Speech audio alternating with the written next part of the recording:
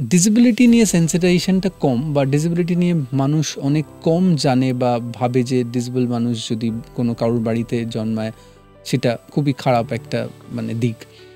তাতে কি হয়, তাদের অনেক সময় স্কুল অবধি নিয়ে যায় না তারা। এই ধরনের বাচ্চারা যেটা যখন জন্মায় বা বাড়িতে আসে এবং সমাজে তাকে ইন্ট্রোডিউস করা হয়, হয় খুব আদর পায়, নয় খুব অনাদর পায়। এবার এই আদর অনাদরের যুদ্ধের মাঝে যেটা খুব দরকার সেটা হচ্ছে স্কিল বা ট্রেনিং। হ্যাঁ, তো সেখানে যখন থিয়েটার বা স্পোর্টসের কথা বাবা মা চিন্তা করে, যেগুলো পড়াশুনোর বাইরে বা যে কোনো ভোকেশনাল ট্রেনিং, বাবা মাকে একদম মানে শুনতেই হয় এটা, খেলাধুলো করিয়ে তো লাভ নেই, আরও শরীর অসুস্থ হয়ে যাবে, ওর তো শরীর ভালো নেই। তার ইন্টেলেকচুয়াল কোশ্চেন যেটা, সেটা যদি 70-এর নিচে থাকে তাহলে তাকে ধরা হয় যে ইন্টেলেকচুয়াল ডিসেবিলিটি আছে। অটিস্টিকের ক্ষেত্রে পুরোপুরি তা নয়। এবার অটিস্টিক ক্ষেত্রে তখনই দেখা যায় যে অটিস্টিক যারা, এবার তারা নানাভাবে ইন্টেলেকচুয়াল ডিসেবিলিটি হতে পারে, আবার নাও হতে পারে। ঠিক আছে, যখনই আমি ফোন করছি বাবা মারা বেশিরভাগই বলছেন যে ও তো কিছু পারে না, ওর 18 বছর বয়স হলো, ও শুয়েই থাকে সারাদিন। তাহলে ও কি কোনোদিন কোনো ট্রেনিং বা খেলাধুলো বা কিছু করেছে? না, কি করে করাবো, তো উঠতেই চায় না। এই যে এই জায়গাটা, কারণ এই জায়গাটা বাবা মা তৈরি হয়নি, তৈরি করেছে সমাজ। হলিস্টিক্যালি যদি আমরা দেখি, আমরা চাইবো আমাদের কাছে আগে না আসুক, আমরা চাইবো যে আগে তারা সাধারণ স্কুল, যেটা নিকটবর্তী যে স্কুল, সেই স্কুলটায় ভর্তি হোক, কারণ সেটা হলো একদম প্রাথমিক স্টেপ। ধরো কোনো বাচ্চা যার লার্নিং ডিসেবিলিটি আছে, সে ওখানে গিয়ে লিখতে পারছে না বা এক্স্যাক্ট উল্টোটা লিখছে, এবার টিচারদের মধ্যেও অনেকাংশে এই অ্যাওয়ারনেসটাই নেই যে বাচ্চাটির লার্নিং ডিসেবিলিটি বলে কোনো ডিসেবিলিটি থাকতে পারে।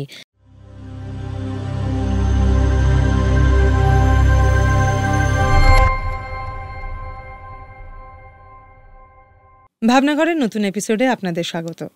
আজ আমরা যাদের সাথে আড্ডা দেব তারা হলেন সিভিলিয়ান ওয়েলফেয়ার ফাউন্ডেশন। তাদের কাজ এবং কাজের পরিসর নিয়ে কথা বলার আগে আপনাদের সাথে দুটো কথা বলে নিই। আপনাদের ভালোবাসায় এবং আপনাদের অফুরান সাপোর্টে আমরা কিন্তু জয়েন বাটনটা পেয়ে গেছি। জয়েন বাটন, যেটার মধ্যে দিয়ে আমরা কাছের এবং দূরের প্রত্যেকটা বন্ধুর কাছে এই আবেদন রাখছি যে আপনাদের আর্থিক সহযোগিতায় ভাবনাঘরের কাজ আরও ভালোভাবে এগিয়ে যেতে পারে। সুতরাং যখনই আমাদের চ্যানেলে আসবেন তখন জয়েন বাটনটা ক্লিক করুন, আমাদের পাশে থাকুন, ভালোবাসায় থাকুন। সিভিলিয়ান ওয়েলফেয়ার ফাউন্ডেশন থেকে আজকে দুজন রয়েছে, নূপুর আর শুভজিৎ। আমরা আসবো কথায়। সিভিলিয়ানের অনেক বড় কাজের পরিসর আর কি, অনেক রকমের কাজ সিভিলিয়ান করে থাকে। আমরা আজকে আমাদের এপিসোডে তোমাদের কাজের একটা খুব ইম্পর্ট্যান্ট, খুব গুরুত্বপূর্ণ একটা জায়গা নিয়ে আজকে কথা বলবো। সেটা হচ্ছে স্পেশালি এবলড যে মানুষেরা রয়েছেন বা যে শিশুরা রয়েছেন তাদেরকে নিয়ে তোমরা কাজ করো। এবং কলকাতা শহর এবং কলকাতা শহরতলিতে শুধু স্পেশালি এবলড বাচ্চাদের নিয়ে কাজ হচ্ছে, এদের বা যারা কাজ করছেন তাদের সংখ্যাও যথেষ্ট কম। আমি তোমাদের কাজে ঢোকার আগে দুটো জিনিস একটুখানি আলোচনায় নিয়ে আসি। সেটা হচ্ছে এবলড আর ডিসেবলড। এই যে দুটো শব্দ আমরা বারবার ব্যবহার করি, এবং ডিসেবলডের ক্ষেত্রে আমরা আরও একটা শব্দ ব্যবহার করি, স্পেশালি এবলড। আমি আসছি স্পেশালি এবলড শব্দটার মধ্যে বা তার অভিজ্ঞাতে। এই যে এবলড আর ডিসেবলড, আমরা প্রত্যেকেই কোনো কোনো জায়গা থেকে এবলড, কেউ কেউ কোনো কোনো জায়গা থেকে ডিসেবলড, কিন্তু তারপরেও যখন আলাদা করে দাগিয়ে দেওয়া হয় বা সামাজিকভাবে কিছু মানুষকে আলাদা করে দাগিয়ে দেওয়া হয়, তারা তোমাদের কাছে আসছেন। তোমরা কিভাবে দেখো বিষয়টা? মানে সত্যি কথা বলতে যে জায়গাটা দাঁড়িয়ে এই মানে টার্মিনোলজিগুলো এসছে, সেই টার্মিনোলজির একটা বড় জায়গা হচ্ছে যে মানে এটা খুবই পলিটিক্যাল একটা জায়গা হয়ে গেছে। যে আগে যখন আমরা ভাবতাম, যেরকমভাবে ভাবতাম, তাতে আমাদের কাছে ছিল যে প্রতিবন্ধী মানুষ বা প্রতিবন্ধী মানুষের মধ্যে আমরা তখন প্রথম শুনলাম হ্যান্ডিক্যাপ কথাটা প্রথম, ঠিক আছে। তারপরে ইউএন র্যাটিফিকেশনের পর যে জানা গেল বা আমরাও রাজি হলাম, যে সবাই রাজি হলো যে হ্যান্ডিক্যাপ কথাটা ইউজ করা যাবে না, যেটা সাধারণভাবেই মানে খুবই মানে একটা ডিমিনিং বা একটা এরকম একটা শব্দ। তার পরবর্তীকালে যে ইউএন যখন আরও ভালোভাবে রিসার্চ হচ্ছিল, আরও ভালোভাবে এই ল্যাঙ্গুয়েজ সম্বন্ধে, ডিসেবিলিটি ল্যাঙ্গুয়েজ সম্বন্ধে যখন কথাবার্তা শুরু হলো, তখন সবাইকে মেনে নিয়েই, সব দেশকে মেনে নিয়ে যেটা ঠিক হয়েছিল যে ডিসেবলড কথাটা সবসময় মানুষের পরে আসবে, মানে পার্সন উইথ ডিসেবিলিটিস আসবে। আচ্ছা, বা মানে মানুষ যখনই কথা বলছে তখন, বা যদি ভিজুয়াল এম্পাওয়ারমেন্ট থাকে তো পার্সন উইথ ভিজুয়াল এম্পাওয়ারমেন্ট থাকে। আর স্পেশালি এবল যে কথাটা, সেই কথাটার অ্যাকচুয়াল এমনি যদি ভালোভাবে বা যদি একদম প্রপার ল্যাঙ্গুয়েজ হয়, তাহলে ল্যাঙ্গুয়েজটা হবে যে পার্সন উইথ ইন্টেলেকচুয়াল ডিসেবিলিটিস। আচ্ছা, আর এছাড়া ফিজিক্যালি এবলড, যা ফিজিক্যালি ডিসেবলড যে কথাটা, সেক্ষেত্রেও কথাটা হওয়া উচিত যে পার্সন উইথ ফিজিক্যাল ডিসেবিলিটিস। প্রবলেমটা হচ্ছে যে এইখানে মানুষ সবসময়, বা মানে পলিটিক্যালিও লোকে এরমভাবে ভাবতে শুরু করলো যে এইটাকে কতটা ভালোভাবে আলোকরঞ্জিত করা যায়, ব্যাপারটাকে গ্লোরিফাই করা যেতে পারে। তাদের নাম গ্লোরিফাই করলে তো আর তারা গ্লোরিফাই হয়ে যাচ্ছে না, বা তাদের যে কাজটা সেটা গ্লোরিফাই হয়ে যাচ্ছে না। তো কিন্তু এবার মানে এই সূত্রেই খুবই রিসেন্ট না, লাস্ট 10 বছর আমরা আরেকটি ওয়ার্ড নিয়ে আসছি বারে বারে, দিব্যাঙ্গ কথাটা উঠে আসছে।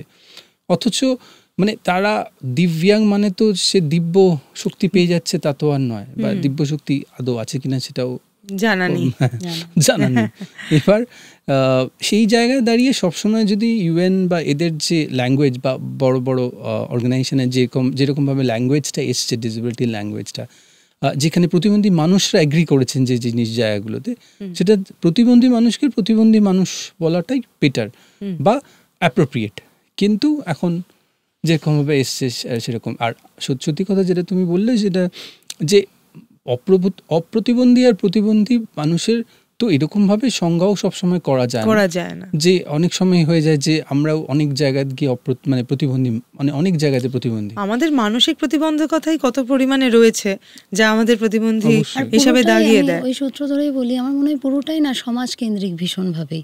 কারণ মানে এই যে আজ আমি কথা বলছি, আমার কথা বলতেই মানে নিজের অনেক দায়বদ্ধতা আছে। আমি একজন এবল বডিড পার্সন, একজন কথা বলছি ডিসেবিলিটি নিয়ে, কিন্তু বা প্রতিবন্ধকতা নিয়ে, কিন্তু ওটাই মানে সমাজ বলে দিচ্ছে তাকে স্পেশালি এবল বলবো, তাকে এই বলবো, কিন্তু তাদের দিকটা মানে তার কি আদৌ ভালো লাগছে? স্পেশালি এবিলিটিটা কি? মানে আমাদের তো তার পেছনে কি বলবো, এক্সট্রা ট্রেনিং, স্কিল ডেভেলপমেন্ট এগুলো তো চলছেই। এই স্পেশাল এবিলিটিটা কোন জায়গা থেকে আসছে? তারা কি সেটা মেনে নিচ্ছে? তাদের কি সেটা ভালো লাগছে?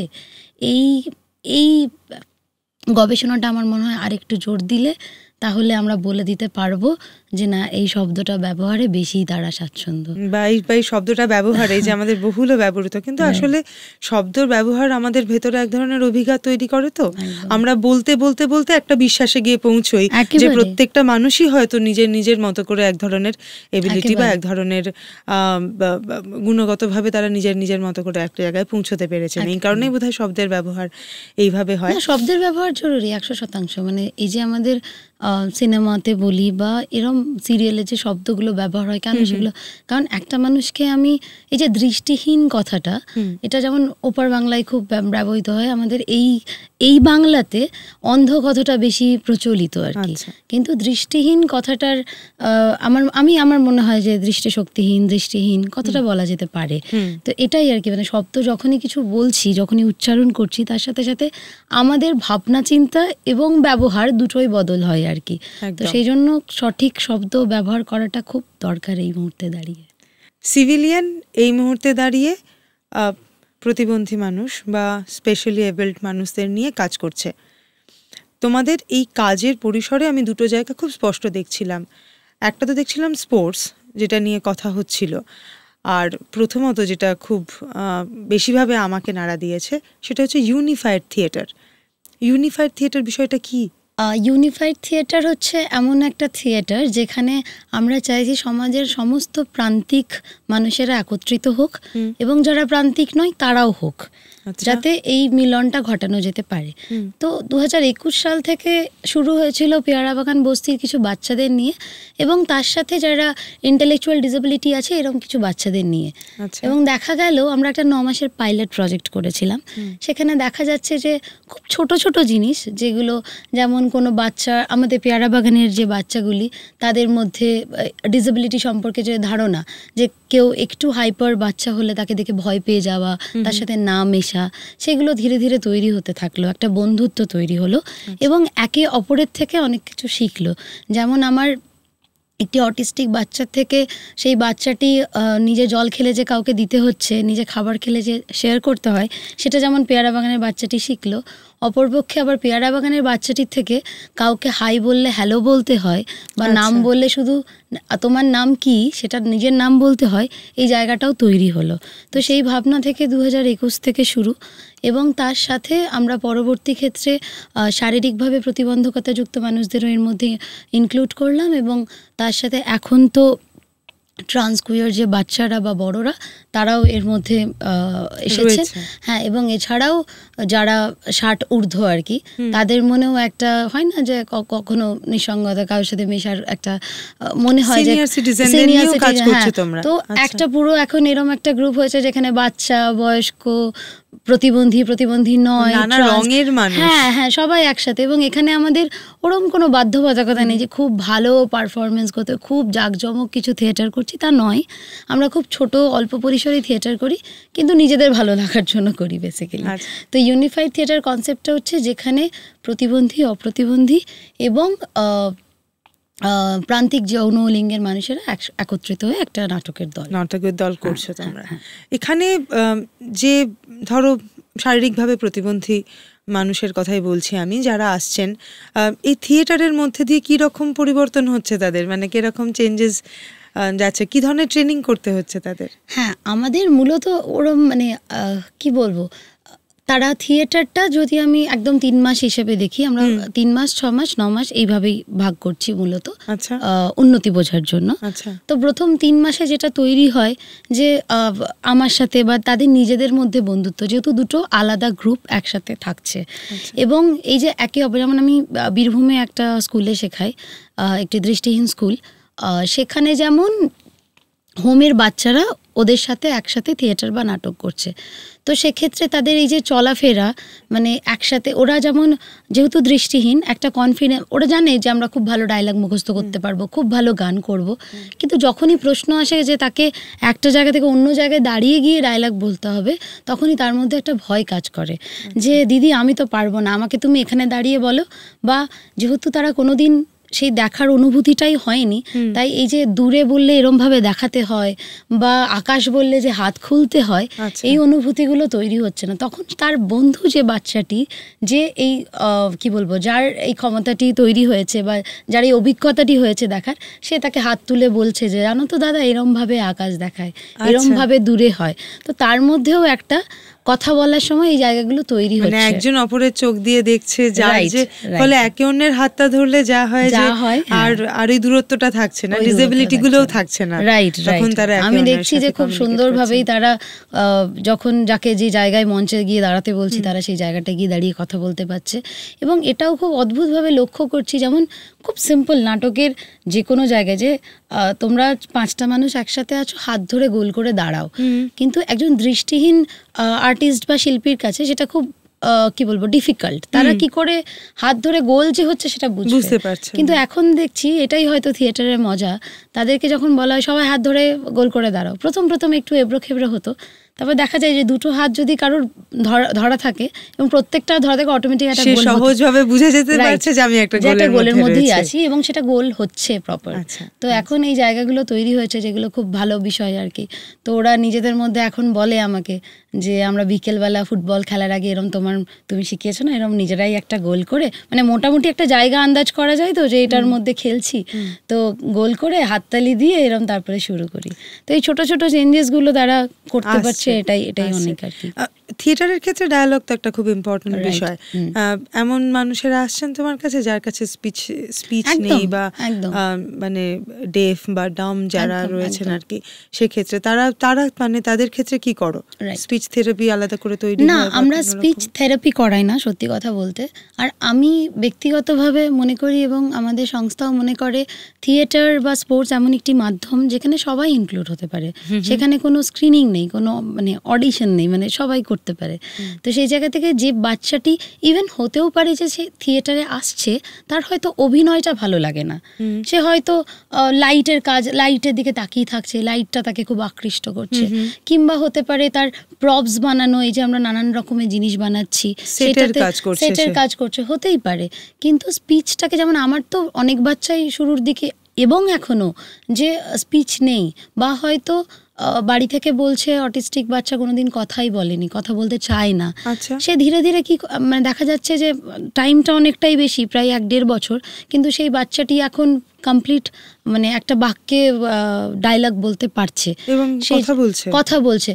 স্পিচ ছিল না তা কিন্তু নয়, সে কথা বলতে চাইতো না, কিন্তু যখন দেখছে থিয়েটারে এরকম জোরে চিৎকার হচ্ছে, গান হচ্ছে, সবাই চেঁচাচ্ছে, সবাই চিৎকার করছে, তখনও তার কোথাও একটা গিয়ে মনে হচ্ছে যে আমিও বলি। তো প্রথমে ওইটা আওয়াজ হয়, তারপরে চিৎকার হয়, তারপরে একটা কথা, দুটো কথা, এই করে এখন একটা বাক্য আর কি।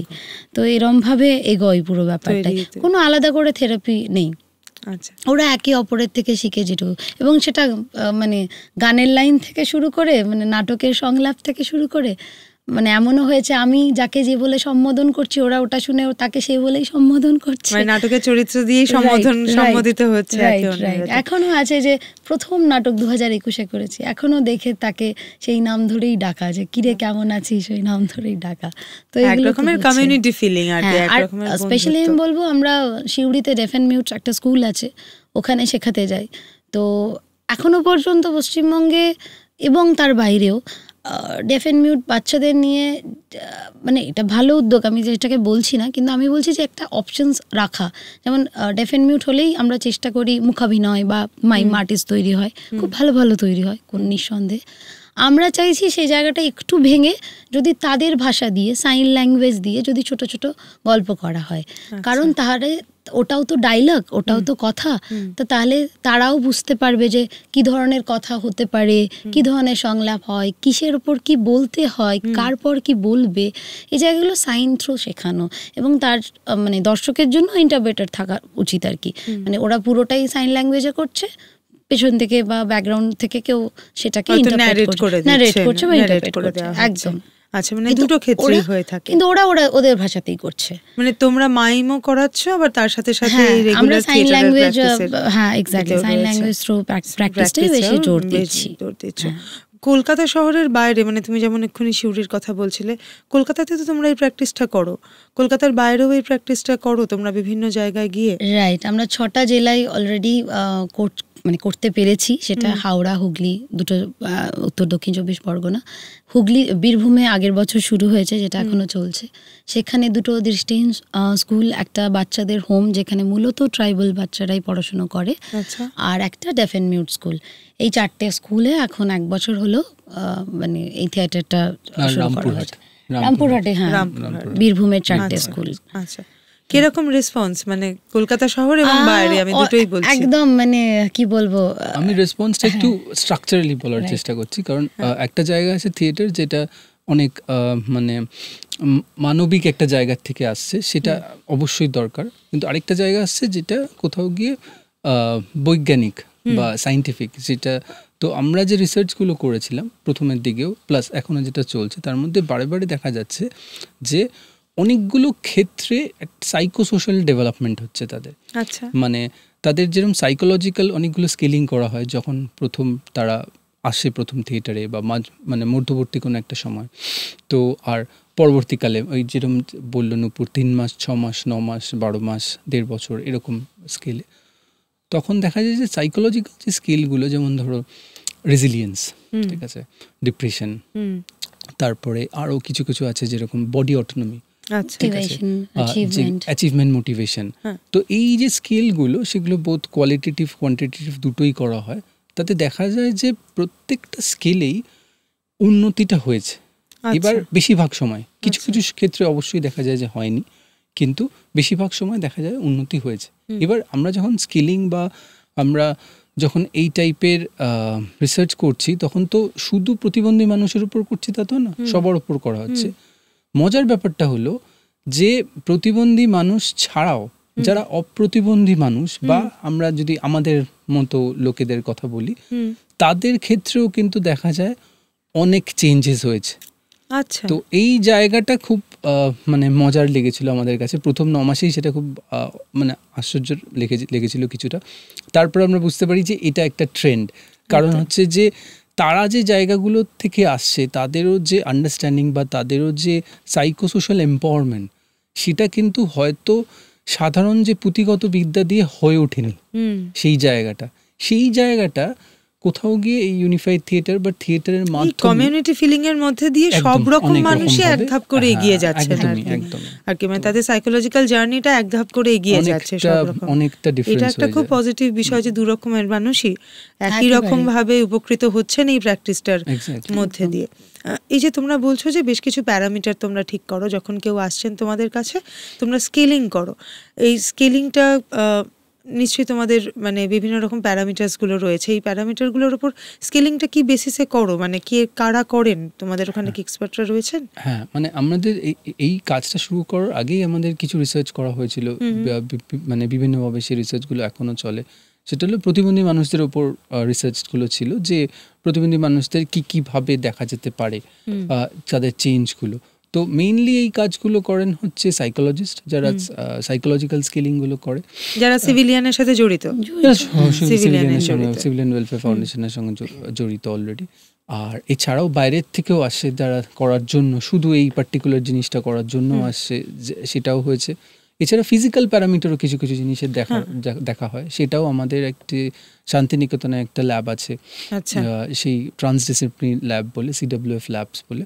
তো সেখানেও ফিজিক্যাল প্যারামিটারসগুলো তাদের দেখা হয়, এবং তারপরেও সেটা পরবর্তীকালে দেখা হয় যে কতটা চেঞ্জ হচ্ছে সেই জায়গাটা বোঝার জন্য। এছাড়া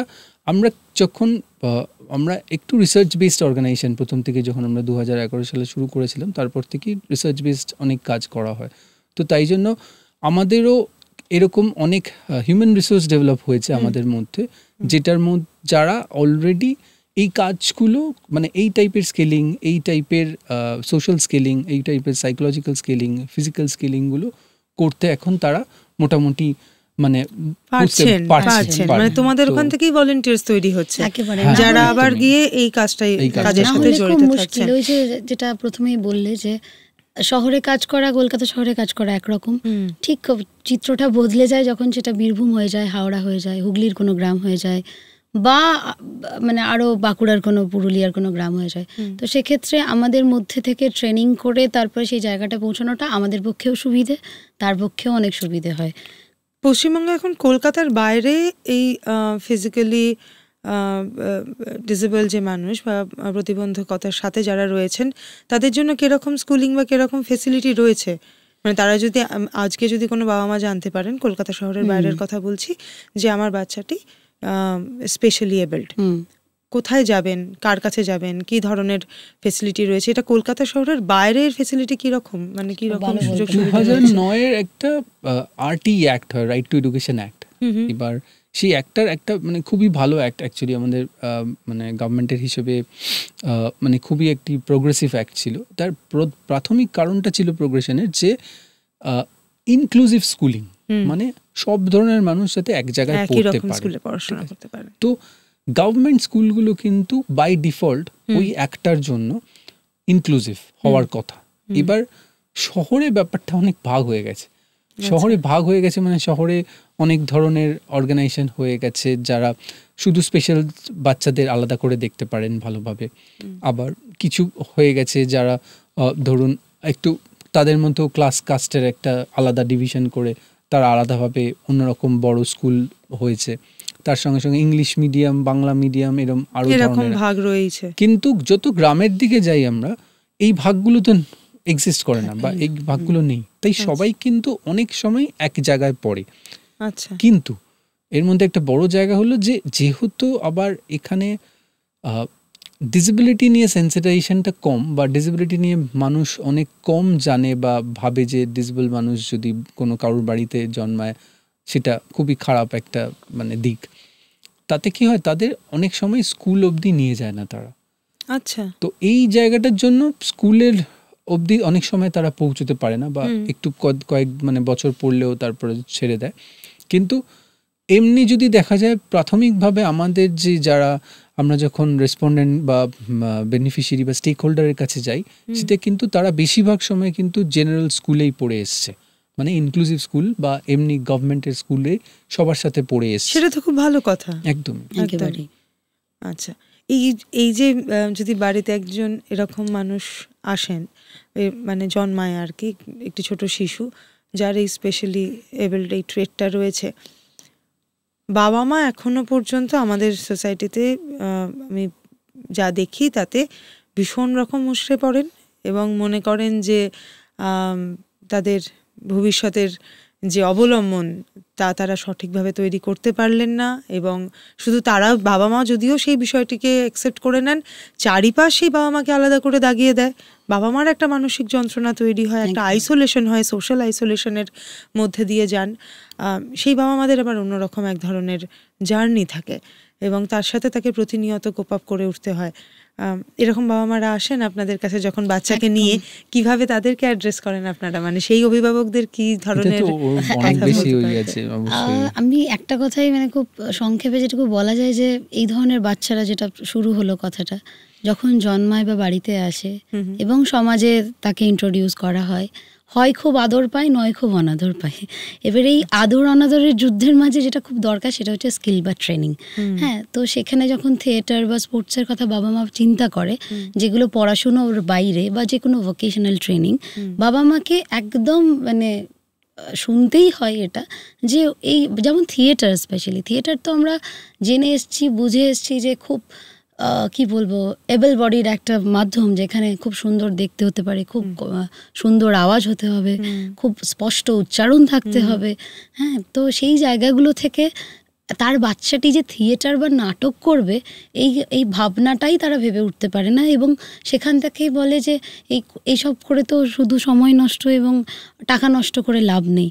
এবং খেলাধুলোর ক্ষেত্রেও তাই, যে খেলাধুলো তো আবার মানে একটা প্রতিবন্ধকতা এবং খেলাধুলো মানুষ এখনো মেলাতে পারেন না। হ্যাঁ, তো সেই জায়গা থেকে যে ওকে খেলাধুলো করিয়ে তো লাভ নেই, আরো শরীর অসুস্থ হয়ে যাবে, ওর তো শরীর ভালো নেই।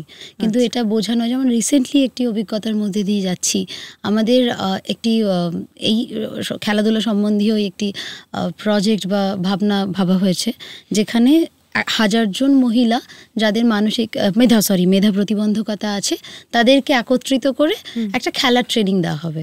এবং তার দরুন জেন্ডার বেস ভায়োলেন্স বা নারী নির্যাতন কতটা কমানো যেতে পারে বা কতটা ট্রেনিং দেওয়া যেতে পারে, সেই কাজটা করা।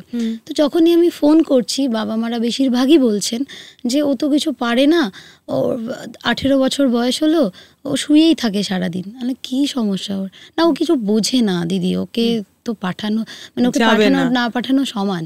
তাহলে ও কি কোনোদিন কোনো ট্রেনিং বা খেলাধুলো বা কিছু করেছে? না, কি করে করাবো, তো উঠতেই চায় না। এই জায়গাটা, কারণ এই জায়গাটা বাবা মা তৈরি হয়নি, তৈরি করেছে সমাজ, পাশের বাড়ির লোক, তার নিজের আত্মীয়। হ্যাঁ, তো সেই জায়গাটা থেকে বাবা মাকে ভীষণ বেরিয়ে আসা জরুরি। এই যে বাবা মারা যখন বেরিয়ে আমাদের কাছে আসছেন বা আমাদের মতো সংস্থার কাছে মানুষদের কাছে আসছেন, আমরা শুধু একটা কথাই বলি যে এটা খুব কুইক ব্যাপার না যে এরকম করবো আর একটা চেঞ্জ হয়ে যাবে, তা নয়। এটা একটা মাধ্যম, যেমন পড়াশোনা একটা মাধ্যম, এটাও একটা মাধ্যম। এখান থেকে একটা সময় দিতে হবে, আমরা নিশ্চয়ই একসাথে রাইট। এবং যেটা বললে যে একদম তাদেরকে প্রতিনিয়ত কাউন্সেলিং, কথাটা বলবো না, খুব বড় শব্দ, প্রতিনিয়ত বোঝানো আর কি, যে না, ও ঠিক করছে, ও পারবে। কারণ বাবা মারা কি হয়, এক তো সমাজের কথা শুনছে, দ্বিতীয়ত বাচ্চাটি যদি স্টেজে উঠে না পারলো, বাচ্চাটি হয়তো সেই মুহূর্তে বুঝতে পারলো না, যদিও আমার মনে হয় যে ওরা বুঝতে পারে যে ওরা ভালো পারফর্ম করছে, খারাপ পারফর্ম করছে। বাবা মাটির আরও বেশি মন খারাপ হয়, তারা ভাবে যে এরপর আমাকে তো বলবে বাড়ি গেলে যে কই ছেলে তো পারলো না, কই মেয়ে তো পারলো না করতে। তো সেই জায়গাটি বারবার বোঝানো যে ঠিক ভুল হতেই পারে, থিয়েটার আমরা করি আমাদের জন্য, মানুষের কাছে কিছু তথ্য পৌঁছানোর জন্য, এখানে পারফরমেন্সটা ম্যাটার করে না।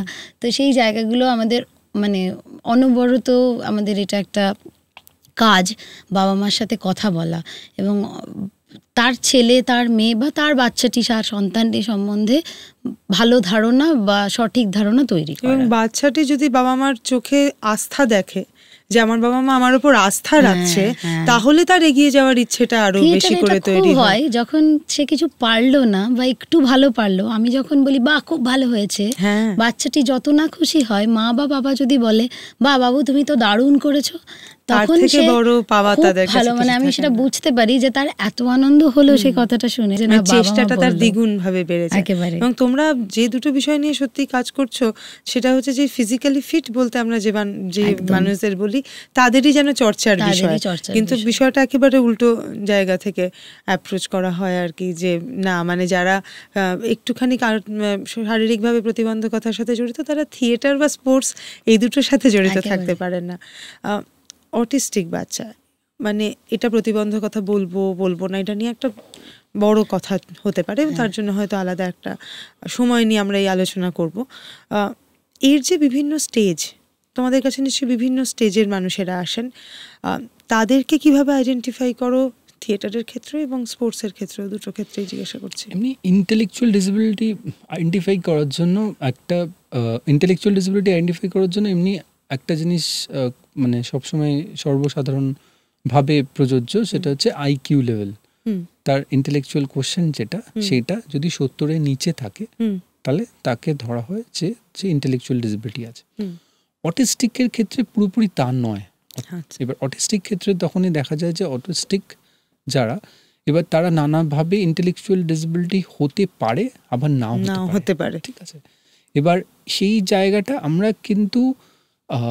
আমরা যেটা করি, যারা একদম প্রোফাউন্ড, তাদের থেকে আমরা ধরলাম প্রোফাউন্ড, সিভিয়ার, মডারেট আর মাইল্ড, এই 4টি ভাগে ভাগ করা হয় অ্যাকচুয়ালি, যেটা জেনারেল স্ট্যান্ডার্ড ভাগ সেগুলো। তার সাথে সাথে তার মধ্যে আবার আমরা মেইনলি কাজ করছি প্রোফাউন্ড নিয়ে, আমরা কম কাজ করি, কারণ প্রোফাউন্ডের বাড়ির বাইরে বার করে কাজ করানোটা অনেকটা কঠিন। যদিও কিছু কিছু ক্ষেত্রে ভালো ভালো কাজ হয়, স্পেশাল অলিম্পিক্স নামক একটি সংস্থা আছে, খুব ভালো কাজ করে তারাও কিছু কিছু প্রোফাউন্ড বাচ্চাদেরও কাজ করেছে। আমরা প্রোফাউন্ড বাচ্চাদের নিয়ে এখনো কাজ করতে পারিনি, সেটা আমাদের ব্যর্থতা অ্যাকচুয়ালি। কিন্তু বাকি 3টে ক্যাটাগরি, সিভিয়ার ক্যাটাগরি, মাইল্ড আর মডারেট, এদের 3জন নিয়ে আমরা কাজ করি।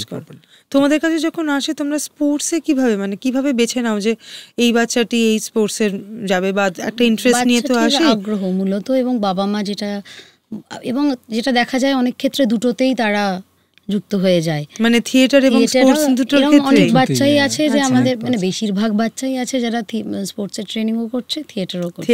খুব কম বাচ্চাই আছে যারা শুধু থিয়েটার করছে বা শুধু স্পোর্টসের ক্ষেত্রে। এবার তারপরে ট্রেনিং কি করে শুরু করো, মানে তাদের ট্রেনিংটা কোন পর্যায় থেকে শুরু হয়, কিভাবে? ট্রেনিংটা একদম বেসিক পর্যায় থেকে শুরু হয়, যে এই টাইপের ট্রেনিংগুলো বোথ থিয়েটার আর স্পোর্টসের একদম বেসিক ট্রেনিংগুলো দিয়েই শুরু হয়। কারণ আমরা স্পোর্টস বা থিয়েটার দুটোই করাই, কিন্তু মানে স্পোর্টসে বেস্ট হতে হবে তার জন্য না, আবার থিয়েটারে বেস্ট হতে হবে তার জন্য নয়। তো তাই জন্য আমাদের কাছে ওই চাপ বা ওই যে একটা কম্পিটিশনটা থাকে না। তাই আমাদের টার্গেটটাই হচ্ছে যেটা প্রথমেই বলছিল, যে প্র্যাকটিসটা কতটা ভালো। প্র্যাকটিসটা যতটা ভালো হবে, পারফরমেন্স ভালো নাই হতে পারে, ওটা একদিনের ব্যাপার, ওটা মানে এবেল বডিড মানুষরাই সারা জীবন এটা গন্ডগোল করে চলেছে, সেখানে আমরা ওরমভাবে এক্সপেক্টও করতে পারছি না। তাই প্র্যাকটিসটার ওপরই মেইন জায়গা, কারণ তারা এই যে সাইকোসোশাল এম্পাওয়ারমেন্টটাও সেটাও ডিপেন্ড করে তাদের প্র্যাকটিসটার ওপরে। তাই খুব বেসিক জিনিস দিয়ে শুরু করানো হয়, আবার খুব বেসিক জিনিসগুলো কিভাবে শুরু করানো বা যাবে তার জন্য আমাদের আবার ট্রেনিং হয়।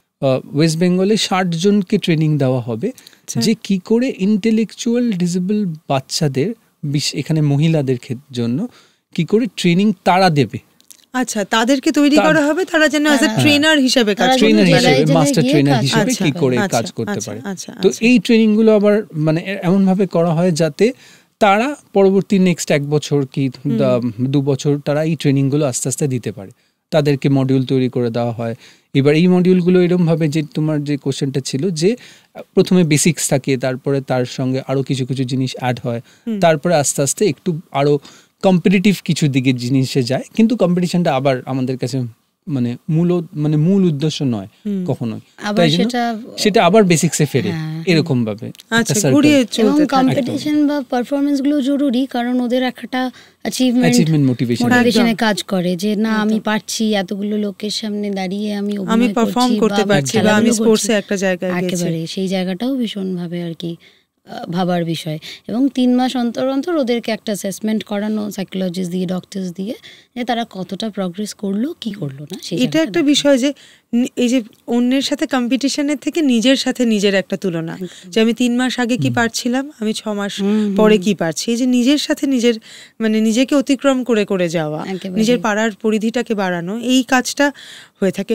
স্পোর্টসের ক্ষেত্রে কি কি ধরনের স্পোর্টস আছে, যে স্পোর্টসগুলোতে তারা পার্টিসিপেট করতে পারেন বা তারা পার্টিসিপেট করেন? যেমন একটা প্যারা অলিম্পিকের কথা আমরা জানি, যেমন প্রায় 32টা টাইপের স্পোর্টস হয়, তার মধ্যে আমরা বিশেষত অনেক ধরনের স্পোর্টসের মধ্যেই নিয়ে গেছি। আমরা সুইমিং করিয়েছি, সুইমিং এর সঙ্গে রয়েছে তার সঙ্গে সঙ্গে ফুটবল, মাল্টিপল ডিসেবিলিটি ফুটবল একটা বড় জায়গা যেখানে করা হয়েছে।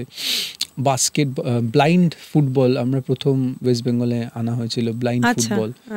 তারপর হুইল চেয়ার ক্রিকেট, এই টাইপের সব। এটাও কি পশ্চিমবঙ্গে হয়? হ্যাঁ, হুইল চেয়ার ক্রিকেট আমরাই করিয়েছি, আমরাই প্রথম ইস্টার্ন ইন্ডিয়াতে প্রথম করিয়েছিলাম হুইল চেয়ার। একটা ট্রাই নেশন সিরিজ করিয়েছিলাম ইন্ডিয়া, পাকিস্তান, নেপালের সঙ্গে। তো অবশ্যই হয়, এই প্রত্যেকটা খেলাই এখানে হয় এবং এখান থেকে তারা ন্যাশনালস, স্টেট, তারপরে ন্যাশনালস, ইন্টারন্যাশনাল সবই খেলতে যেতে পারে। তোমরা কিভাবে বাছাই করো যে বাছাই করার পদ্ধতিটা অ্যাকচুয়ালি খুবই দুটো, যেমন দু রকম ধরনের প্রতিবন্ধকতাটা জড়িয়ে আছে। একটা হচ্ছে ফিজিক্যাল প্রতিবন্ধকতা বা ফিজিক্যাল এম্পায়ারমেন্ট যেটা, আর একটা হচ্ছে ইন্টেলেকচুয়াল এম্পায়ারমেন্ট। তো তার মধ্যে দুটো ধরনের বডি বা ফেডারেশন কভার করে।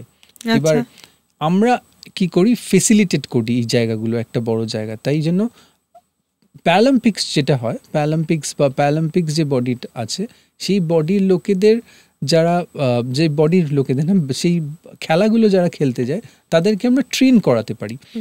বা কিন্তু তাদের যখন স্ক্রিনিং, গ্রাসরুট স্ক্রিনিংটা তাদের থেকে হয় না, খুব কম সময় হয়ে থাকে। আমরা মাঝখানে ওই 2019-এ একটা জিনিস শুরু করেছিলাম যেটা এখনো চলছে, মাল্টিপল ডিসেবিলিটি ফুটবল। তো মাল্টিপল ডিসেবিলিটি ফুটবল দিয়ে আমরা কি করি, তাদেরকে তুলে আনি, যে তারপরে তারা যে কোনো খেলাই খেলতে পারে। তারপরে তারা সুইমিংয়ে গেল, তারপরে তারা অন্যান্য ধরনের ক্রিকেটে গেল, হুইল চেয়ার ক্রিকেট বা অন্য ডিসেবল ক্রিকেটে গেল, বা তারা অ্যাথলেটিক্সে গেল, যে খেলাই গেল, কিন্তু মাল্টিপল ডিসেবিলিটি ফুটবল দিয়ে তুলে আনা হয়। তার আগে যেটা হতো, সুইমিং দিয়ে তাদের একটি খুব বড় সংস্থা ছিল বেঙ্গল প্যারা সুইমিং অ্যাসোসিয়েশন বলে, তারা সুইমিং দিয়ে তাদেরকে তুলে আনতো। সুইমিংয়ের পর তারা বিভিন্ন খেলায় যেত। এবার এই জিনিসটা কিন্তু স্পেশাল অলিম্পিক্সে তা নয়, বা ইন্টেলেকচুয়াল ডিসেবিলিটির জন্য তা নয়। ওদের অনেক বেশি স্ট্রাকচার্ড একটা ধরন আছে যেখানে খেলা হিসাবে স্ক্রিনিংটা করা যায়। যে কোনো খেলা হিসাবে, সেটা ফুটবল হতে পারে, সেটা ওয়াক হতে পারে, অ্যাসিস্টেড ওয়াক হতে পারে, সেটা বোচে হতে পারে, সেটা ব্যাডমিন্টন হতে পারে। তো অনেকগুলো বিষয়গুলো রয়েছে। ওই খেলা হিসেবেই সুইমিং হতে পারে। তো ওই খেলা হিসেবেই ডিস্ট্রিক্ট ওয়াইজ সুইমিং হয়, ডিস্ট্রিক্ট ওয়াইজ স্ক্রিনিং হয়, তার সঙ্গে সঙ্গে তারপরে তারা স্টেট খেলে, তারপরে তাদেরকে ন্যাশনালসে পাঠানো হয়। আচ্ছা, এইভাবে স্পোর্টস আর থিয়েটার এই দুটোরই আর একটা দিক রয়েছে, যে এটার মধ্যে দিয়ে একটা প্রফেশনাল অ্যাভিনিউজ খুলে যায় আর কি। তোমরা তো যখন যে বাচ্চাদের তৈরি করছো, তারা যখন আস্তে আস্তে কাজের জায়গায় পৌঁছচ্ছে, স্পোর্টস বা থিয়েটারের মধ্যে দিয়ে তারা নিজেদের প্রফেশনাল কেরিয়ার তৈরি করে নিতে পারে, এই জায়গাটা ভেবেছো কখনো? হ্যাঁ, একেবারেই। আমরা খুব মনে করছি বা দেখছিও যে, এবং সত্যি কথা বলতে পশ্চিমবঙ্গে দাঁড়িয়ে খেলাধুলো এবং থিয়েটার পেশাগতভাবে নেই প্রায়। সেটার থেকে রোজগার এবং সেটা দিয়ে খুব সহজ কথায় বলতে গেলে পেট চালানো একটা খুব কঠিন পথ আর কি।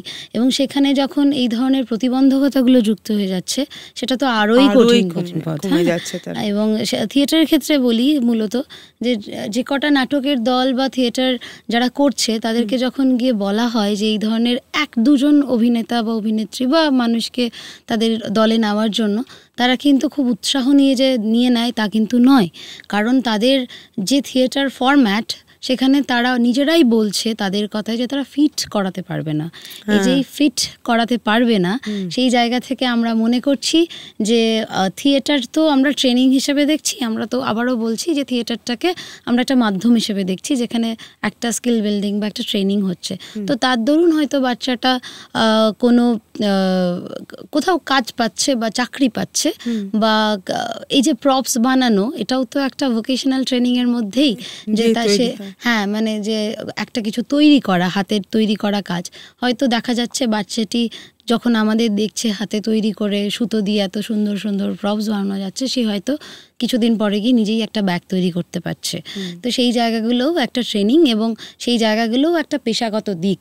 হ্যাঁ, আমরা চেষ্টা করি সেই পেশাতেই ঢোকানোর, কিন্তু আবারও বলি যে কঠিন পথ। মানে থিয়েটারে কর্মসংস্থান এখন খুব মানে আবার স্বপ্নের জায়গায় এসে যাচ্ছে ব্যাপারটা, যে কতটা কি। তবু তোমরা চেষ্টা করে যাচ্ছ এবং নিরন্তর চেষ্টা করছো, এটা খুব ইম্পর্টেন্ট। একেবারে আছে কিছু কিছু পজিটিভ দিক দেখতে পাচ্ছ? মানে না তো শুনেছো অনেক, দু একটা হ্যাঁ গল্প কি আছে? মানে প্রায় 3.5 বছর পর এসে এখন দেখছি আমাদের বাচ্চারা গিয়ে একদম মেন স্ট্রিম প্রোডাকশন হাউসে গিয়ে অডিশন দিচ্ছে, তারা রেসপন্স ভালো পাচ্ছে, অ্যাপ্রিশিয়েটেড হচ্ছে তাদের কাজ। বলে একটা ফিল্ম যেটা কানেও গেছে রিসেন্টলি, সবাই জানে আমরা, সেখানে আমাদেরই একটি বাচ্চাই, তিনিও ক্লাস জাস্ট 12 দেবে এবার, সে গিয়ে অভিনয় করে আসছে। তো এই ব্যাপারগুলো আমার নিজের মধ্যে খুব অ্যাচিভমেন্টের কাজ করছে, খুব মোটিভেশনের কাজ করছে, যে না যাক আর কিছুদিন করাই যায়।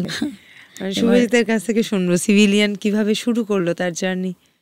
অ্যাকচুয়ালি আমি অনেকগুলো আগে নানা ধরনের যে স্বেচ্ছাসেবী সংস্থাগুলো তার মধ্যে ছিলাম, সেটা দেশেও এবং বিদেশেও অনেকগুলো, সেটা ইউকেতে, ইউকেতে, সুইডেনে। এবার ওইখানে যে জায়গাগুলো দেখতাম সবসময়, যে কোথাও গিয়ে এই টাইপের যে সংস্থাগুলো বা নন প্রফিট অর্গানাইজেশনগুলো খুবই ট্রান্সপারেন্ট, প্লাস তারা এমনভাবে কাজ করছে যেটায় কোথাও গিয়ে গভর্নমেন্টদের একটা সাপোর্ট হচ্ছে, প্লাস সাধারণ মানুষের কাছে অনেক বেশি পৌঁছতে পারছে। সেইটা আমার মনে হতো আমাদের দেশে একটু কোথাও গিয়ে অনেক ভালো ভালো অর্গানাইজেশন আছে, খুবই ভালো কাজ করে, কিন্তু কোথাও গিয়ে সেটা একটু একটা তার বৈষয়িকরণ হয়ে গেছে, মানে একটা ব্যবসায়িক দিক চলে এসছে। সেই জায়গাটার জন্য আমরা 2011-তে শুরু করি প্রথম, যে ঠিক আছে এমন একটা কিছু করা যাক যেটার মধ্যে দিয়ে এমন কাজ করা যায় যে ক্ষেত্রে ফান্ড আসে না। আচ্ছা, যে বিষয়গুলোতে ফান্ড আসে না, তার মধ্যে একটা ছিল transgender health care, basic health care, তার মধ্যে ছিল ডিসেবিলিটি স্পোর্টস। তখন 2011-তে ডিসেবিলিটি স্পোর্টস কেউ জানতো না। মানে আমরা একটা ছোট্ট সার্ভে করেছিলাম 4টে মেট্রো সিটিজে প্যারালিম্পিক শব্দটা কতজন জানে, দেখা গেছিল 0.28% লোক জানে। কোনো অ্যাওয়ারনেসই ছিল না, কোনো অ্যাওয়ারনেস ছিল না। এবার চাইল্ড লেবার বা চাইল্ড লেবারদের নিয়ে তারপরে যে কাজগুলো করানো, সেই ক্ষেত্রেও খুব কম মানে ফান্ড বা এরকম টাইপের জিনিস আসতো কখনো। তো আমরা এই টাইপের বিষয় দিয়ে প্রথম তাই জন্য শুরু করা হয়, যে যেই ক্ষেত্রে ফান্ডটা কম আসে সেই বা আসে না, সেই জায়গাগুলো দিয়ে তখন এইভাবে শুরু হয়। খুব আনইউজুয়াল বিষয়টা আর কি। হ্যাঁ, মানে খুবই আনইউজুয়াল ভাবেই এটা শুরু হয়। খুবই মানে অনেক দেশের অনেক নানান রকম প্রান্ত থেকে নানান ধরনের লোকজনকে নিয়ে এসে কথা বলে তাই খুবই ডেমোক্রেটিকভাবে শুরু করার চেষ্টা করা হয়, যে কোন বিষয়গুলো নিয়ে আমরা কাজ করতে পারি। অনেক বিষয় এসেছিল তার মধ্যে, কিন্তু তার মধ্যে যে বিষয়গুলো রয়ে গেছে তার মধ্যে হেলথ কেয়ার রয়েছে, তার মধ্যে ডিসেবিলিটি রয়েছে, তার মধ্যে জেন্ডার ইস্যুসগুলো রয়েছে, আর চাইল্ড এডুকেশন রয়েছে। তোমরা এখন প্রায় কলকাতা শহরে এই মুহূর্তে দাঁড়িয়ে মানে কতজন বাচ্চা তোমাদের সাথে জড়িত? মানে প্রায় সংখ্যাটা কিরকম? আমরা তো মূলত থিয়েটারে এখন প্রায় 50-এর অধিক শুরু করেছিলাম একদম 15 জনকে নিয়ে। হ্যাঁ, তো সেটা এখন 50-এর অধিক। এবার সেটা ওই নাটক করে বেস করে আলাদা আলাদা গ্রুপ ফর্ম করছে, এবং আমাদের সাথে বেশ কিছু সংস্থা জড়িয়ে আছে, যার মধ্যে স্পেশাল অলিম্পিক্স অন্যতম একটি সংস্থা, যেখানে ওই যে বললাম যে বাচ্চাগুলি থিয়েটার করছে, তারা স্পোর্টসও করছে, বা যারা স্পোর্টসের ট্রেনিং নিচ্ছে তারা থিয়েটারও করছে। তো সেই বাচ্চার সংখ্যা আমি যদি খুব ভুল না করি প্রায় মানে 2000-এরও বেশি। কলকাতায় দাঁড়িয়ে সংখ্যাটা আস্তে আস্তে ক্রমশ বেড়েছে। 2011 থেকে শিশু শ্রমিক যারা, তাদের সংস্থা মানে সংখ্যাও আমরা যদি 2011 থেকে ধরি তাহলে প্রায় 300-র কাছাকাছি হয়ে যাবে যারা শিশু শ্রমিক, যারা আমাদের সঙ্গে কাজ করেছে বা আমাদের থ্রু দিয়ে পড়াশুনো করেছে। তারপর এছাড়াও এখন যেহেতু আমরা জেলায় অনেকটা ছড়িয়ে গেছি, তো জেলায়ও অনেক ধরনের কাজ হচ্ছে। বিশেষত আমাদের যে ল্যাবটা নতুন শুরু হয়েছে 2023 সালে, CWF ল্যাবস শান্তিনিকেতনে, সেখানে ট্রাইবাল পপুলেশন অ্যাড হয়েছে এই পুরো স্টেক হোল্ডার্সের মধ্যে, তাতে তাদেরও প্রায় সংখ্যা 1000-এর উপরে হবে। তো মোটামুটি আমরা কখনো ভাবে ক্যালকুলেট করি না, তবু মোটামুটি সংখ্যাটা বেশ বাড়ছে এবং সংখ্যাটা বেশ আশাব্যঞ্জক আর কি। মানে নূপুর বলছিল এখনো জুড়ে আছে, জুড়ে থাকার যথেষ্ট কারণও তৈরি। হ্যাঁ, মানে আমরা প্রথমে একদমই ভলেন্টিয়ারিং প্রোগ্রাম ছিল পুরো ব্যাপারটা। প্রথম 10 বছর আমরা প্রায় ভলেন্টিয়ারিং প্রোগ্রাম দিয়েই চালিয়েছি। পরবর্তীকালে আমরা বুঝতে পেরেছি যে ভলেন্টিয়ারিং প্রোগ্রাম দিয়ে সাস্টেন করাটা খুব মুশকিল হয়ে যায়। তারপরে আস্তে আমরা গ্রান্টের দিকে গেছি, যে যেখানে বা গ্রান্ট ক্রিয়েট করা যায় কিনা কোনোভাবে, সেই পদ্ধতিতে গেছি। তো আস্তে আস্তে সেটা হয়েছে, মানে এখন যেমন এটা অনেকটাই মানে এমপ্লয়ি বেসড হচ্ছে আস্তে আস্তে। কিছু কিছু এমপ্লয়ি বেসড হচ্ছে, কিছু কিছু ভলেন্টিয়ার তৈরি করছো, তোমরাও ট্রেনার তৈরি করছো যারা এতে রয়েছে। এই যে শান্তিনিকেতনের ল্যাবটার কথা বলছো, যেখানে ট্রাইবাল কমিউনিটির মানুষেরাও জড়িত হচ্ছেন, এই ল্যাবটার বেসিক ফাংশনটা কি? এই ল্যাবটা অ্যাকচুয়ালি আমরা যেটা নাম দিয়েছিলাম, নাম দেওয়ার কারণটাও ছিল যে আমরা সবসময় মানুষই যখন কোনো ধরনের রোগ নিয়ে আসে, সেটা একটা তাৎক্ষণিক রোগ নিয়ে। কারণ ধরো তুমি আজকে কোনো ডাক্তারের কাছে গেলে, তোমার জ্বর হয়েছে বলে, তো ডাক্তারে তোমাকে জ্বরের জন্য কয়েকটা ওষুধ লিখে দিলেন আর সঙ্গে সঙ্গে কিছু বায়োকেমিক্যাল টেস্ট দিলেন। আমরা এই জায়গাটাকে একটু ডিকনস্ট্রাক্ট করার চেষ্টা করছি বলতে গেলে। কারণ হচ্ছে যে আমরা বলছি যে এই মানে শুধু জ্বরের ওষুধ দিলে জ্বরটা কমে গেল, কিন্তু কেন হয়েছে তার সেই জায়গাগুলো বোঝা গেল না। তো আমরা কোনো রোগকে বা কোনো মানুষকেই ট্রান্সডিসিপ্লিনারি ভাবে দেখতে চাই। তার মানে তার জেনেটিক্সটা দেখতে হবে, তার কোন জেনেটিক প্রিডিসপোজিশন আছে কিনা, সে কোন ক্লাস কাস্ট থেকে এসছে সেই জায়গাটা বুঝতে হবে। যে সে কোন ক্লাস কাস্ট থেকে এসছে তার মানে তার নিউট্রিশন লেভেল বা তার, আমরা যে হঠাৎ করে একটা টার্ম ইউজ করি মেধা, সেই জায়গাগুলো বুঝতে হবে যে সে মানে কোন জায়গা থেকে এসছে। আরও একটা সবচেয়ে বড় জায়গা এখানে এসে যায়, যেটা আমাদের পাবলিক হেলথের মধ্যে নেই, সেটা হচ্ছে মেন্টাল হেলথ। তার মেন্টাল হেলথের কি অবস্থা, সেই জায়গাটাও খুব ইম্পর্টেন্ট। তাই জন্য আমরা এই যখন ল্যাবটা শুরু করি, নামটা হয় যে CWF labs transdisciplinary health care and research, যাতে তার মধ্যে সোশিওলজিক্যাল পার্টটা, ডেমোগ্রাফিক পার্টটা, মেন্টাল হেলথ, ইকোনমিক্স, তার কোন সোশিও ইকোনমিক্স থেকে আসছে, পেশেন্টের ফুল প্রোফাইল যেন তৈরি করা হয়। আচ্ছা, সেই ইন্ডিভিজুয়াল ডেটা প্রোফাইল তৈরি করতে চাইছি, যেখানে প্রত্যেকের কি হিস্ট্রিটা, মানে হিস্ট্রি নিয়ে সে আসছে, জ্বর হতে পারে, সর্দি হতে পারে, অ্যালার্জি হতে পারে, তার মানসিক অবস্থা কিরম, তার অর্থনৈতিক অবস্থা কিরম, তার সামাজিক পরিস্থিতি কি পরিস্থিতিতে সে দাঁড়িয়ে আছে, ইন্ডিভিজুয়াল কেসের একটা করে ফাইল তৈরি করার চেষ্টা করা হচ্ছে এখানে। মানে ইন্ডিভিজুয়াল কেয়ারটা যেন পাওয়া যেতে পারে একেবারে। একদম মানে গোড়ার কথা থেকে আবার এই শেষের কথায় আসি। একটি বাবা মা আইডেন্টিফাই করছেন আমার বাচ্চাটির অন্যরকমভাবে এবলড, কিভাবে শুরু করবেন তার জার্নি? প্রথমত তো এই সামাজিক গ্লানি থেকে বেরিয়ে আসাই তাদের জন্য খুব কঠিন হয়ে ওঠে, এবং তারপরে যদি অর্থনৈতিকভাবে তারা একটু পিছিয়ে পড়া মানুষ হন তাহলে তো আরও বেশি, কারণ অর্থনৈতিক স্বাচ্ছন্দ্য তবুও খানিকটা এগিয়ে দেয় আর কি মানুষকে। এই যে আইডেন্টিফিকেশন, বুঝতে পারছেন হয়তো তার রেসপন্স করতে দেরি হচ্ছে, তার হাঁটতে দেরি হচ্ছে, তার কথা বলতে দেরি হচ্ছে, এই যে আইডেন্টিফিকেশনগুলো বাবা মা করছেন, কিভাবে শুরু করবেন সিভিলিয়ানের কাছে যদি সে আসে, সে কীভাবে শুরু করবে এই জার্নিটা? এটা, আর দ্বিতীয়ত পড়াশোনা, মেন স্ট্রিম পড়াশোনা, থিয়েটার এবং স্পোর্টসের সাথে সাথে এই স্পেশালি এবল মানুষদের পড়াশোনামুখী করা, বা স্কুল ছুট হয়ে গেলে সেটাকে আবার নতুন করে তৈরি করা, সেখানে সিভিলিয়ানের কি ভূমিকা? আমরা যেটা মানে ও তো আরও মানে সামনের থেকে অনেক জায়গা থেকে দেখেছি, সেটা বলতে পারবে। হলিস্টিক্যালি যদি আমরা দেখি, আমরা চাইবো আমাদের কাছে আগে না আসুক, আমরা চাইবো যে আগে তারা সাধারণ স্কুল, যেটা নিকটবর্তী যে স্কুল, সেই স্কুলটায় ভর্তি হোক। কারণ সেটা হলো একদম প্রাথমিক স্টেপ, যে তার যেই মানে ক্লাস মানে কিন্ডার গার্ডেনের পড়ার যে সময়টা চলে আসে বা KG 1-এর যে জায়গাটা চলে আসে, সেই জায়গায় সে প্রথমে ভর্তি হোক। কারণ স্কুলে যাওয়াটা একটা মানে প্রাথমিকভাবে খুবই ইম্পর্টেন্ট ধাপ, সেটা যে কোনো স্কুলই হতে পারে, সেটা যে যে খুবই প্রান্তিক জায়গায় আছে সেই স্কুলেই যাক, কারণ স্কুলে যাওয়া মানে শুধু ওই পড়াশুনো করা না, তার চারপাশের যে বাচ্চাদের সঙ্গে তার যে মিলনটা, সেইটা খুবই ইম্পর্টেন্ট ওই জায়গায়। তারপরে পরবর্তীকালে আমরা অনেক ধরনের সাপোর্টের জন্য তো আমরা আছি, কিন্তু আমরা চাইবো যাতে এরকম একটা সমাজ তৈরি হোক যাতে আমাদের কাছে না আসতে হয়, আমরা অন্যান্য টার্সিয়ারি সাপোর্টের জন্য যাতে থাকি। এই যে আইন তৈরি হয়েছে, আমাদের কলকাতা শহরে কটা স্কুল স্পেশাল লেভেল বাচ্চাদের জায়গা করে দেয়? আমি একদম নার্সারি বাচ্চাদের থেকে শুরু করে বড় কলেজের অবধি বলছি, তোমাদের অবজারভেশন কি বলে, যেহেতু তোমরা একদম গ্রাউন্ড রিয়েলিটি নিয়ে কাজ করছো? যেমন পেয়ারা বাগানের কথাই বলি, পেয়ারা বাগান বস্তির বাচ্চাদের নিয়ে যখন কাজ করতে শুরু করলাম তখন দেখতাম অনেক বাচ্চাই স্কুল ছুট। তার অবশ্যই কারণ তাদের অর্থনৈতিক অবস্থা, অবশ্যই কারণ তাদের বাড়ি থেকে না ছেড়ে স্কুলে না যেতে দেওয়া, কিন্তু একটা কারণ যেটা আমরা মনে করলাম বা আমি মনে করলাম কাজ করতে গিয়ে, সেটা হচ্ছে তাদের স্কুলে ধরো কোনো বাচ্চা যার লার্নিং ডিসেবিলিটি আছে, সে ওখানে গিয়ে লিখতে পারছে না বা এক্স্যাক্ট উল্টোটা লিখছে।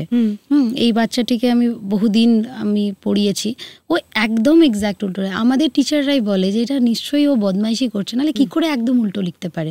এবার তখন তার পাশের বন্ধুটি তাকে হয়তো ওটা নিয়ে টন্ট করলো বা তার টিচার বলল। এবার টিচারদের মধ্যেও অনেকাংশে এই অ্যাওয়ারনেসটাই নেই যে বাচ্চাটির লার্নিং ডিসেবিলিটি বলে কোনো ডিসেবিলিটি থাকতে পারে। সেই জায়গা থেকে বারবার তাকে বলা যে তুই তো ক্লাসে বদমাইশি করে তো উল্টো করে লিখিস, তুই তো ইচ্ছে করে করিস এগুলো, এরম করে উল্টো তো আমিও লিখতে পারবো না। এই কথাগুলো তো শুনতে হয়েছে, ওকে বাচ্চাটিকে শুনতে হয়েছে।